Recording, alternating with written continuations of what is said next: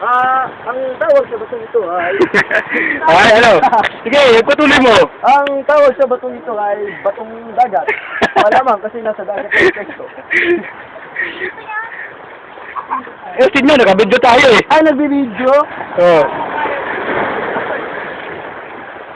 Ito mo, ito mo! Cameraman, lapit ka nito. Hoy! Cameraman! Butete? Oo, butete yan. Oo. Cameraman!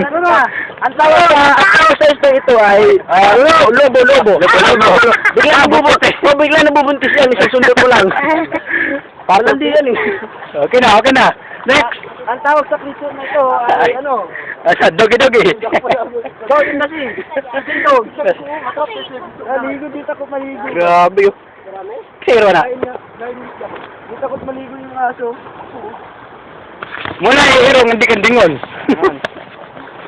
Ang tawag sa batong ito ay... Batong dagat. Hindi. Batong dagat na sa ibaba. Ba nasa ikan?